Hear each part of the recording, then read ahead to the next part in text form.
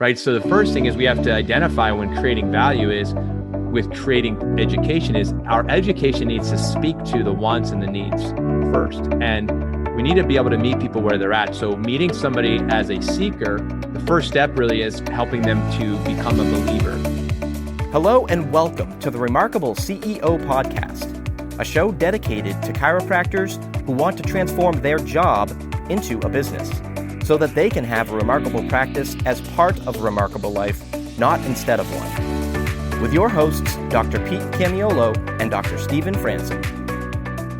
Welcome back to another episode of the Remarkable CEO Podcast. I'm Dr. Pete Camiolo. And I'm Dr. Stephen Franson.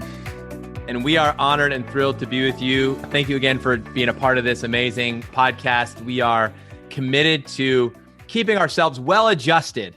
That's why tuning into this podcast is a regular part of my schedule. Dr. Stephen, I don't know about you, but for me, I actually, so it drips down every Tuesday, this podcast, and it gets to my phone.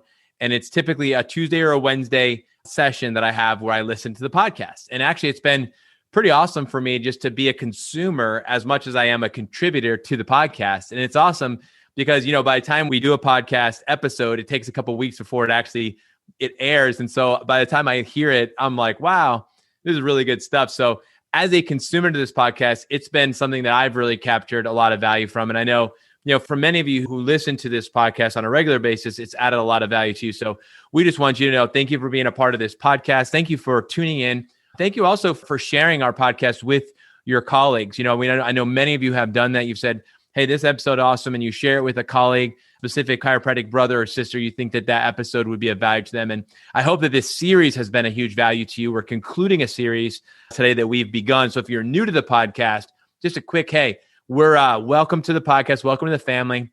Keep tuning in. We've got a lot of episodes that you could catch up on if you're new, but we're actually in a series right now focusing on retention. We're doubling down on retention, and we're focusing on this because it's a really important part of your business. Losing patients is off purpose. It's bad for business, and we're in the business of saving lives. And when business is good, everybody wins. And so this is about you as the CEO really owning this part of your business, this domain. We call them domains. And this is a domain of the business that absolutely has to be owned, has to be stewarded. And it's a big, big one. And again, it can get overwhelming. It can get out of control. We've been going through what we call the big seven, the 7 reasons why your patients are dropping out of your care. And this is where it's all pinnacling, right? It all comes to this final piece, which is value. Dr. Stephen, we're going to talk business. We're going to talk shop. We're going back to business school today. We're getting straight up into, just behavior and economics and human beings and how humans function and really how to run a remarkable business. So today is going to be a really great CEO conversation. Dr. Stephen, I'm excited to be in this with you. Me too, Dr. Pete. I'm showing up well adjusted and fully caffeinated, excited to get after it today. I was really inspired. I was at a seminar here in Atlanta, I don't know, about a month ago. And this doc came up to me, this young doc, and he was just full of it, like spizzerinked right? The old piss and vinegar approach. He was just like, had the chiropractic heart on. And he looks at me and he's like, man, I've been binge listening to and binge watching your Remarkable CEO podcast with you and Dr. Pete on YouTube. It's like, it was so fun to hear that. He's like, oh yeah, no, I'm driving my wife crazy. He's like, oh, one more. And I'm like, man, that is the greatest compliment. And to know that you know who you are, doc. If you're listening, you can say thanks so much. That meant a lot to me. And I was so glad to hear that.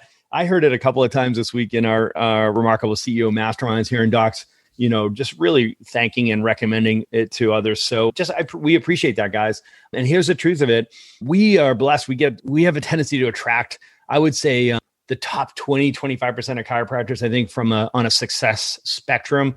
And, these docs are looking to optimize, right? So you're looking for scalability, durability, and eventually transferability, right? So these are the doctors that we attract, usually on purpose, hardcore, servant-hearted, principled, entrepreneurial, mission-driven chiropractors, right? So you have a tendency to be the more successful. But the truth is that there's lots of our brothers and sisters out there that are really struggling, right? They were struggling before COVID and they're really struggling now. And we have I had a conversation with one of our success partners who's just really wonderful and owns a software company. And he's saying, listen, at any given point in time, a third of our clients are kicking it, right? They're crushing it. They're super successful. A third, pretty much average, right? So they're going and growing, but they're running it at average. But there's always that third of people that are really struggling. And really the 2020 stress that system. And truth is, he's like, I've got 30 doctors that are on the teetering on the edge of failure and closing their doors. So listen to me when I say this, guys. Sharing this podcast is an act of kindness. Just like we tell you, sharing chiropractic is an act of kindness. Promoting chiropractic is an act of kindness, right? So sharing this podcast, you know, somebody right now who's like, yeah, you know what? Somebody needs to get their business act together. Somebody needs this information so they can, take their practice either to the next level, or they need to get their practice back on the tracks, right? So please, we just appreciate you hooking people up and saying, listen, there's a free resource here that you can listen to. And at the very least, you're going to get inspired. At the very least, you're going to gain clarity. At the very least, you're going to gain some focus. And at the very least, you're going to understand the power of accountability, right? So that's where all productivity lives. So we just appreciate you guys helping us help others. Like Dee Palmer once said, we appreciate the opportunity to be useful. So Dr. Pete, today's episode will be no exception, right? So we're talking about the seventh of the big seven, really sort of a summary point. This is like all roads lead to Rome. Like you said, it's a crescendo towards the value economy, right? So here's what we know to be true is it's never a money issue. It's always a value issue. Okay. So the same can be true for all four of our limited resources: time, energy, focus, and money. It's never a time issue. It's a value issue. We do what's important to us. We do what we want to do, right? So it's never a focus issue. It's never an energy issue. It's never a money issue. It's always a value issue. Today's conversation is priceless because what we're going to do is we're going to bring a consciousness around this concept of value. We're going to have a MBA course today on value and ultimately the 4 stages of delivering value so that people can understand this value economy. We're not going to live at effect. We're CEOs and we want to know, okay, so how do I can't do an outcome. So what is the behavior? What can I do to drive greater value? And really it's a 4-stage process that we're going to unpack here today. It's creating value, it's delivering value, it's adding value, and it's capturing value. Dr. Pete, this is going to be a huge episode. It is. And so again, for all you note takers, this is going to be a good one for you. Take some notes. This is, the way I look at the podcast, Dr. Stephen, is, how can I use this content? How can I use this and bring it immediately into my practice? Speed of implementation is one of the hallmarks of all the most successful people, is that they immediately, they hear something or that they learn something and they immediately put it into practice. They go. So my first kind of coaching moment here on this podcast is speed of implementation. And, one of the things that I also recommend to a lot of people is pick one, right? We talk about it's ABC, always be converting to what's the next step. So the question is, what's the next step for you? Think about that during today's podcast. Number 1 is speed of implementation. Number 2, what's the next step? What's one thing you can do out of our conversation today about value? I'm adding value to right now by actually giving you this framework. So, what is one thing? Just pick one. What's the next thing? What's the next step? ABC. What's the next thing that you can do to take your practice to the next level? Specifically thinking about through the framework of value and the value economy. Because when I think about the patient and what's their better tomorrow, I think about you and what's your better tomorrow. Okay. We talk about the life of probability versus the life of possibility. I think about that in terms of practice, the practice of possibility and the practice of probability. And if you can start to wrap your head around this idea of the value creation business, and this is what we're in, it's about value. And what Dr. Stephen, you just said is that it's never a money problem. It's a problem of value. And we've seen this in our practices. We've seen people that are willing to, over leverage themselves with houses and cars and vacations and toys and gadgets and education and all these things. And yet they would say that they wouldn't be able to do, for some reason, start chiropractic care or keep chiropractic as part of their lifestyle. And that's absolutely not true.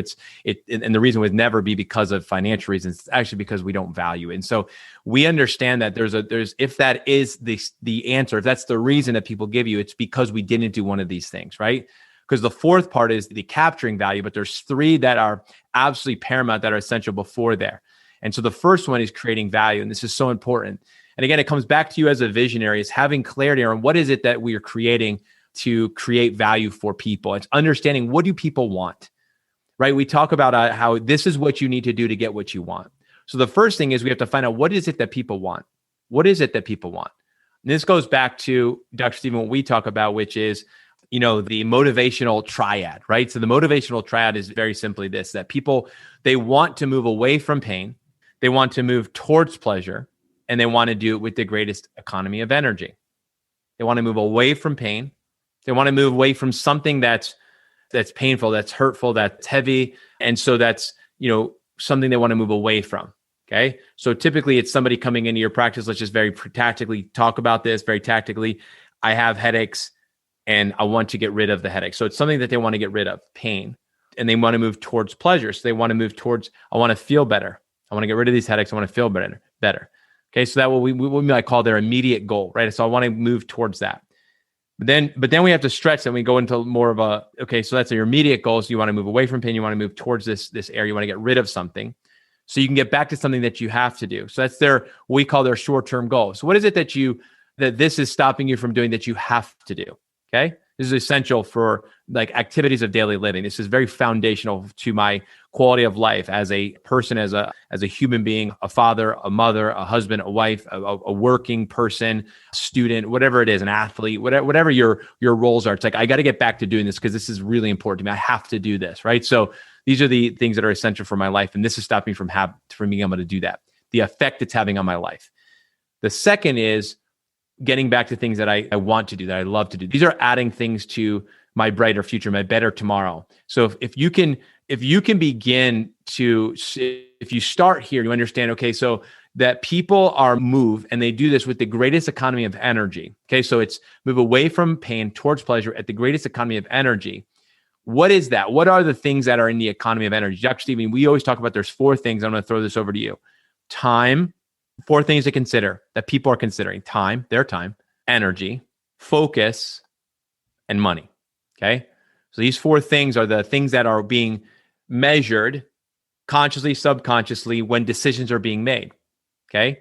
Time, energy, focus, and money. So pain, move away from, towards pleasure, the greatest economy of energy, time, energy, focus, and money. Dr. Stephen, such a powerful framework for us to wrap our minds around as CEOs, establishing businesses that actually do this consistently well. So to recognize that everybody that you take care of is an economist, right? So we're all human beings, and human beings are by nature economists. So to your point, Dr. Pete, we are, as human beings, as Homo sapiens, we are hardwired to be cheap and lazy. And I say that with love and respect, okay? It's literally a DNA issue. Okay. So on a cellular level, we are economists, right? So, and we have limited resources, right? So we have the 4 limited resources you just listed, which is time, energy, focus, and money.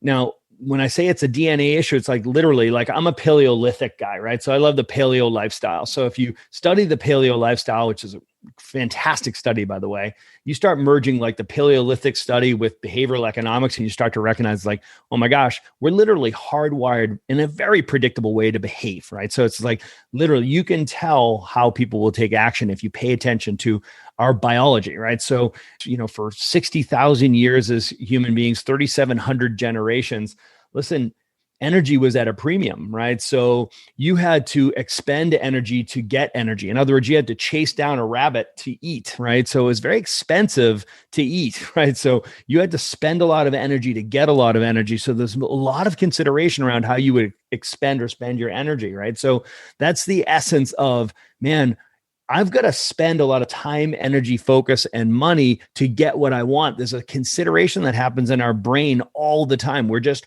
hardwired that way, right? So at all times, you got to know this: human beings are always looking for the exit. They're trying to figure out, how can I get in, get what I want, and get out of here with the least amount of investment of my time, energy, focus, and money. It's just a phenomenal lens to look at everything, right? So to look at your process, your procedure, to look at your marketing, like to look at the flow in your practice, like everything is around this economy that's going on in your mind, right? So it all comes down to value and a value exchange.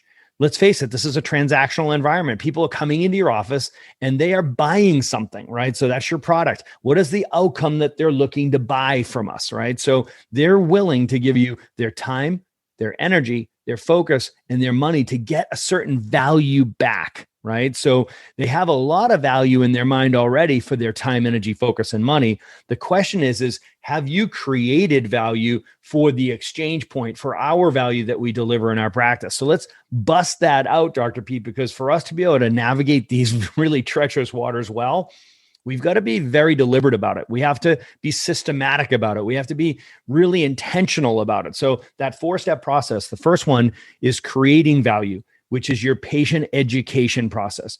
The second one is delivering value, which is the execution process. The third one is adding value, which is the perception process. And the fourth one is capturing value, which is the transactional process, right? So getting paid for the value that you deliver. So let's look at that first one, creating value. CEO, you're in charge of creating this environment. Okay, so you've got to make sure that there's an environment of patient education.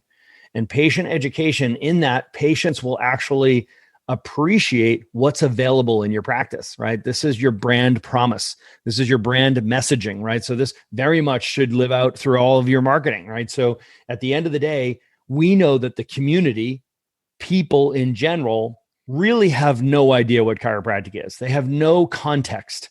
They have no real understanding of what chiropractic is, what do we do, what are the outcomes we can get, what is the different trajectory we can help a person have for not just better life and health outcomes, but a better life experience, right? They don't get that.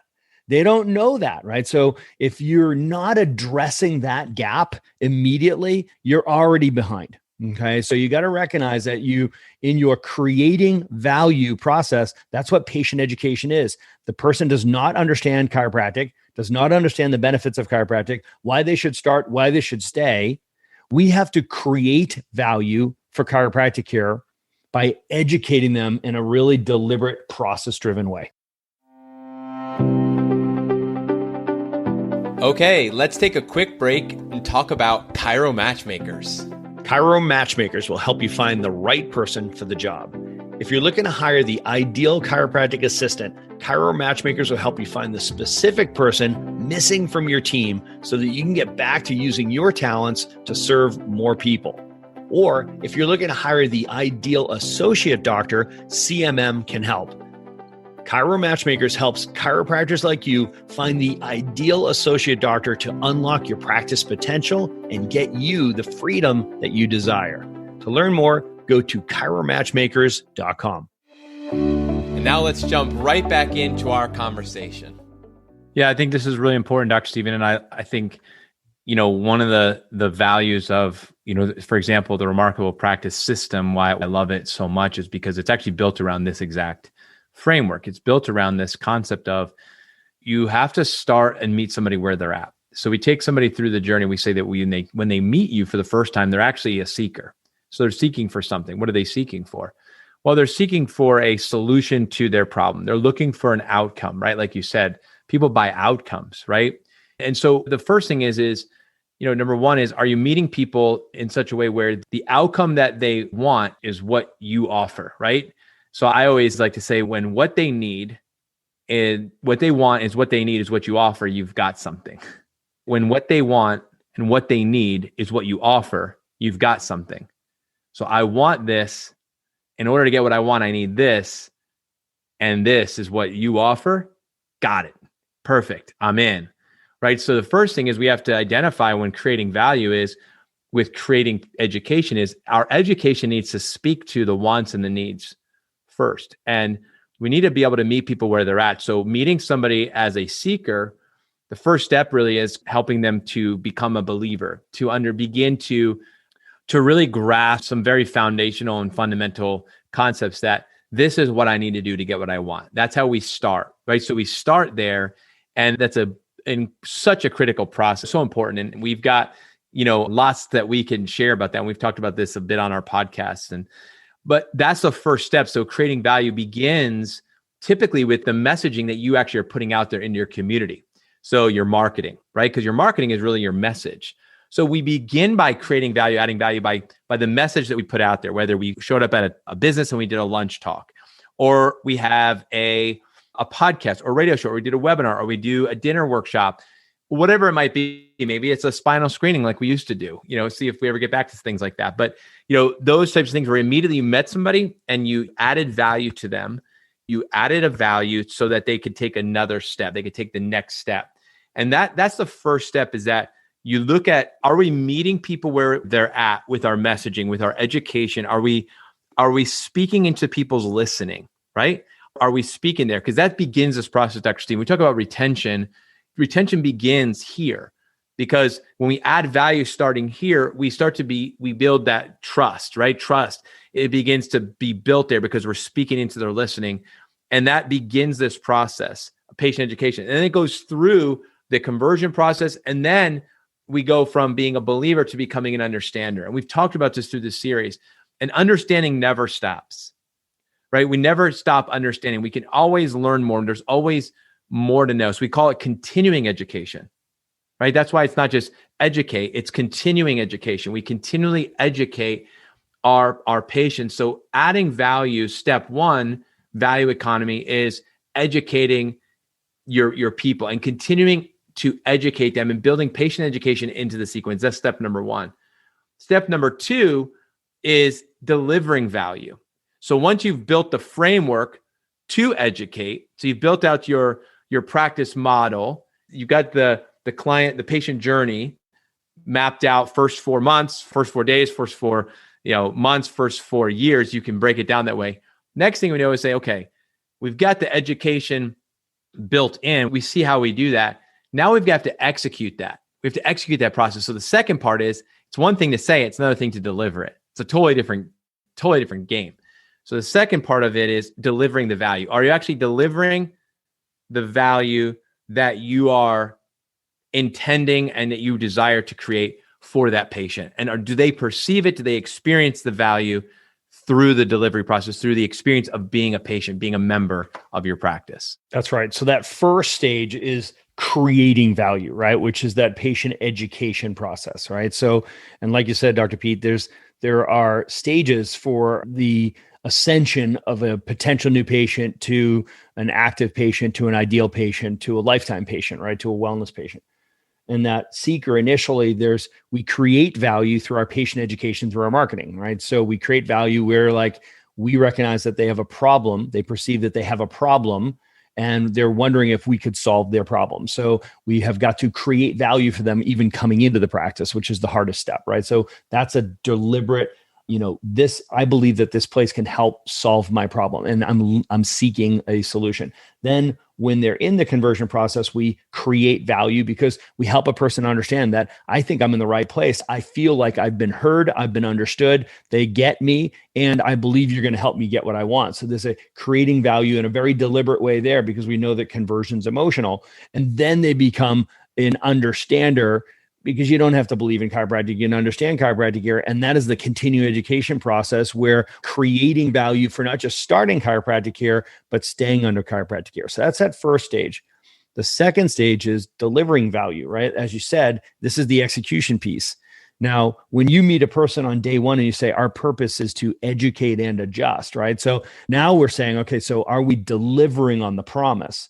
Our promise is that we're going to help people get better health outcomes and have a better health experience. Are you delivering on that, right? So are you delivering on that patient education? Are you challenging and shaping their belief systems? Are you equipping them with the information that they need, the strategies, the tactics, the start doing, stop doings? Are you coming alongside them and equipping them to get better results faster, right? So, and then are you doing your role, which is the analysis, the adjusting, the chiropractic care? Are you actually delivering clinical excellence and delivering those outcomes? So now we've gone from creating value to delivering value, right? So the third stage of this is probably the most nebulous of this. So stick with me when I say this, and this is adding value, okay? So adding value quite simply answers the question, why are you here? Okay. This is the perception piece. This is the perceived value of chiropractic care, right? So it's not what what we say it is, it's what they say it is. If you want to really define what your brand is in your community, it's not what you say to your community. What does your community say about you? This is the added value, or the value add. So the added value is, if I were to sit in your adjustatorium Or even better yet, if I were sitting in your patient education center, your relaxation center, your hot seats, your waiting room, whatever you call it, and I had patients to my left and patients to my right, and I just started interviewing them, Dr. Pete, I bet I know what that experience would be like, right? So if I were looking to my right and I see this gal getting, she's waiting to get checked, it's like, hey, how long you been seeing Dr. Pete? Oh, I've been here for 5 years. I'm like, what? What? It's like, oh yeah, I get my spine checked every week. I'm like, what? You get your spine checked every week? Now, if I have no context at all, I'm like, what are you talking about? Right. And she's like, oh yeah, I get my spine checked every week. And I'm like, why do you do that? Her answer to that question is the added value. Okay. And if I look to my left and there's another mom sitting next to me, but she's got 3 kids at her feet. And I'm like, okay, so you here to get adjusted? Like, oh, actually, yeah. And my kids as well. I'm like, wait a minute, time out. Your kids get adjusted? Oh yeah. No, they've grown up. I mean, actually this one, yeah, they've been adjusted since birth. This one, been adjusted since they were in the womb, right? So it's like, oh, really? It's like, oh yeah, no, I've been under regular chiropractic my whole life. So of course I'm going to get my kids. And I asked the question, why do you do that? Their answer to that question is the perceived value of chiropractic care. And I could walk around that office and say, how often do you get checked? How long you been under care? Really? Why do you do that? Do you get checked? Yeah, my whole family does. Really? Why do you guys do that? The answer to that question, Dr. Pete, why, is the added value or the perception of the value of chiropractic care. I want to pause here in this conversation because we're going through a lot. This is actually a lot to take in. It is to really think about, okay, these are concepts, but they actually need to become, they need to hit the road. And there needs to be an actual, like creating value, delivering value, adding value. Those 3 that you just went through, we've been, unpacking, huge. So I'm going to go back and say, as we've been doing on this podcast, like, it's time to audit. It's time to assess as a CEO your business and say, when it comes to creating value, are we doing that? And how are we doing that? How would we, and can we be doing a better job of creating value? I'm going to tell you right now, I already know the answer is, of course, we could be doing a better job because, education of the patients it never ends. I would tell my patients, I said, I had this whole talk that I did when I set up our continuing education classes. I said, as a chiropractor, it's part of me to be able to maintain my license in good standing. Every year I have to get a certain amount of continuing education credits and hours.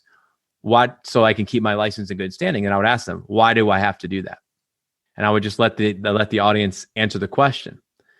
And then typically what it was, the summary of all the answers was so that you can continue to be a upstanding, great chiropractor, delivering great results and making sure you're staying on the cutting edge of what's the most important things. I said, precisely. And that's why we have created the exact same environment for you here. And so, it's really important that you establish a culture, that you establish the culture of continuing education. So my first question would be, have you moved away from that? Have you stopped continuing education? Have you fatigued CEOs? Have you taken your eye off the ball? Have you delegated and maybe abdicated that? Have we missed the mark? Have we stopped doing that after what we've been through in the last year? Dr. Stephen, you said this so many times. There's 2 types of practices. There was the practices that educated their patients. I think you say it much better than me. And then those that wish they had, something along those lines. And I'm just pausing here because we've been through a storm. We've gone into a storm, through a storm, come out of a storm, and who knows what storms are moving ahead. We know that around the world, there's rumblings all around. The best time to plant a tree 10 years ago. Next best time is now. Okay. So this is one that I'm just going to press into. This isn't going anywhere anytime soon. And in this noisy world where there's so much information, there's so much opinions, and there's all sorts of things, are you speaking into their listening, and are they hearing your voice? And are you delivering a message that needs to be heard? Is your team of doctors, is your team of CAs, is your team also on the same page and everybody sharing the same message, the continuing education message? And do your people know it? That's the first thing. Creating that education on where is the gap? Where is the opportunity? Where is the opportunity? Because I'll tell you, the threat is not doing it, is not speaking into their listening, not forecasting, not showing people where this is going and why this is so important. And then number 2 is delivering that. And how can we do and deliver? Because I'll tell you right now, that third question of why do you get adjusted? Why are you here? Mom with the babies at the feet, or person sitting there in the hot seats. It'll expose you. Warning up. I'll tell you what, it exposes you. And I mean, from a table talk perspective, drop it into your table talk in the next 2 weeks. Just start asking everybody to throw, hey, real quick, why do you get adjusted? If you had to do very sobering. It's very sobering, but it's a question that I would ask all the time. And it's my favorite question to ask because it is sobering. It's the truest litmus test. And you just have to take it in, right? There's no argument. It's just, okay. You got to take it in and say, okay. I mean, I can respond and I would. You do it. And you got to be ready. You got to be ready. You got to be ready. And you got to wear the emotional cup, as they say, to get ready when you're asking those questions. Get ready. It's going to be a long day when you start asking that, or a long week, and you should. So Pete, I'm curious, why are you here today? Why do you get checked? Why do you get adjusted regularly? Just listen and just set aside your ego and your and defensiveness and all of it. Just like audit the situation, right? So, and the reality is, and I probably don't have to tell you, you're going to be shocked by, 10% of people are going to give you the right answer. 70% of people are going to give you something that's probably what you would consider terribly lukewarm and geez, I'm just glad it was sort of positive, kind of, and then you'll get some shockers, right? So just be ready. Okay. Be ready. And just recognize that the reality is that that's not the first or last time they'll be asked that question, because they're getting asked that by their spouse. You still going to the chiropractor? Why are you doing that? Their coworkers, when they get up to go get checked, do you still see a chiropractor? Their sister-in-law at a party is like, are you still seeing the chiropractor? Why do you do that? What do you want their answer to be? I'll tell you what, this is a critical thing. It's hard enough for chiropractors to say why you should see a chiropractor, right? So you got to recognize the weight of their response in that moment. This determines whether you get to see your community or not, right? So it's not just like whether a person stays under care or not. It's whether their response will drive people into your office or out of your office. So this is so critical. You can't leave it to chance. Pete, I have a training for my patients. I literally scripted out for my patients. I had a training. I didn't want to leave this to chance. I would ask them. So Dr. Pete, so when people ask you, why do you see a chiropractor? What do you say? And they would say whatever they would say. Right. So, and I would try to mask my emotions, which is hard for me with my facial expressions. And of course, sarcasm is my first language. So I had to bite my tongue and I was just like, okay, oh, wow, you're awesome. And then I'll say, what, Pete, I have a fantasy around this. You know what my fantasy is? And that's the word I would use, is fantasy, because that gets everybody's attention. I was like, here's my fantasy. When you're at that dinner party and somebody asks you why you see a chiropractor, I want you to look them in the eye and tell them, well, my chiropractor is the expert on my healthcare team that checks my spine and nervous system regularly for any interference in the flow of the information that keeps my body healthy and healing.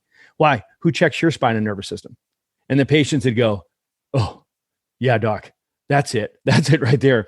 Could you say that for me again? I'm like, yeah. Well, my chiropractor is the expert on my healthcare team that checks my spine and nervous system regularly for any interference in the flow of the information that keeps my body healthy and healing. And then ask them, why? Who checks your spine and nervous system? And they'd be like, doc, one more time, because I want to write that down. I'd love to have that handy. And I would pause. I'd say, Pete, you don't have to do that. I've done that for you. And I would give them one of my business cards, and it said that on the back of it. Okay. So I'm like, the next time you're in that situation, Dr. Pete, I want you just to pull this card out. I want you to read it, smile, and hand that card right to them. So good, Doc. This is just gold. And I know that so many of you right now are just like, you wrote that down and you're going to start telling that to your patients. That's gold. So that leads us to the fourth and the final one in the value economy. And that is capturing value, right? Dr. Stephen, this is so important. So once you've created value, you deliver value, add value, then people are eager, enthusiastic to invest in their health. They're eager to make chiropractic a part of their life because they see chiropractic as a lifestyle success strategy for healthy human beings. They see it and perceive it that way. And so they're eager, enthusiastic to pay, happy to invest, and happy to make this a part of their life, not just to start chiropractic care, but to stay, right? So people start to stay. That's what we really want. We want more people to start to stay. We want more people to see the value, because they know that if they were to stop, if they were to leave chiropractic care, they're going to lose. They're going to lose the progress they've made. They're going to lose out on this resource, on this value that is added to their life. And so as they weigh the decision to, I'm going to be going to the chiropractor once a week, and it's going to be this much on auto draft every single month. And we've got all of our other things that we've got going on in our life. And when we look at that, it's not one of the line items they look at. It's like, what can we remove right now from our life? And they're looking at the cable, they're looking at the internet, they're looking at their cell phones, they're looking at, their groceries, they're going through all the stuff. They're looking at the chiropractic and they're looking at all the things, the kids' sports, looking at the things. And they're just like, is there anything that we could take off? There's like, what's the first one that comes up? The last one that should come up is chiropractic. That's right. Right. It's the last one that they should be like, oh, that's, that's just an extra. That's just it's a luxury. We've got to remove that. They've got to see that it's fundamental. It's fundamental that actually creates the opportunity for them to fully enjoy all of those other things on the list. They have to understand it's a fundamental to health, like oxygen, like water supply, food supply, right? It's nerve supply. They've got to understand that, and they have got to get that in our creating value process. So they have to experience that in our delivering value process, so that when somebody asks them, why do they see a chiropractor, they can explain the added value of chiropractic in their life. And then we get to the capturing value piece of it. Dr. Pete, it's simply a transaction, right? So in my experience, so many chiropractors have so much charge on this part of it, man. It's like, they put 90% of their focus on the money part of it, right? So they end up having this really wonky relationship with money, and the energy and the charge that they put is patients perceive it, right? They pick up on that. Where if we would just shift that and just recognize that if you put 90% of that time, energy, and focus into the creating value, so you can add value and you can deliver value, the transactional piece of capturing value becomes just automatic and an absolute afterthought. So, you know what? I think, ultimately that's where the rubber hits the road. I think it's a perfect place for us to wrap this series on the big 7, which is the 7 reasons your patients drop out of care. We went through product confusion, where you're selling one thing, they're buying another thing. Your expectations and agreements, where we start off with these long-term successful relationships, because everybody knows what's important here. We've set up clarity, focus, and accountability. We did table talk for that continuing education process, and workshop, which is where we really shift and change people's paradigm, their belief system. We equip them to get about better results faster, and we recruit them into the mission. Then the progress exam and the progress reports, the exam and reporting system, where we create the measurement effect, so we drive greater engagement and better outcomes. And then, of course, flow. We're taking something that's really hard to do and making it easier, right? Knocking off the corners, reducing the friction in your practice. And then, of course, today's wrap on the value economy. And ultimately, Doc, if you're listening to this right now and you recognize, man, I've got those gaps all over my practice, or maybe there was 2, 3, 5 of them, maybe all 7, and you're saying to yourself, I really need to work on those. Well, we're going to invite you to join us in Chicago in October 22nd and 23rd for our North American audience. We're going to be doing the Remarkable Retention Immersion, where we're going to be focusing on the domain of patient retention. We're going to teach you how to create ideal patients and collect ideal patients. We'll be unpacking not just the concepts of these, but actually the brass tacks of how to do these things, right? So you can't just do the concept, you do the process, the procedures, and the scripting that actually produces these outcomes. Listen, we all know the truth of this, that we're in the business of saving lives. And when business is good, everybody wins. Business is good implies that people start care in your office and they stay under care in your office, because we all know we do our best work over time. We'll see you in Chicago, October 22nd and 23rd. There's a link for registration in the show notes below. Thanks for listening to this episode of the Remarkable CEO Podcast. Remember, what the world needs now is chiropractic, and what chiropractic needs now is more successful chiropractors. If you like this podcast, please subscribe, share with a friend, and leave us a review. And if you'd like to connect with us personally, direct message us on Facebook, LinkedIn, or Instagram. Now go and be remarkable.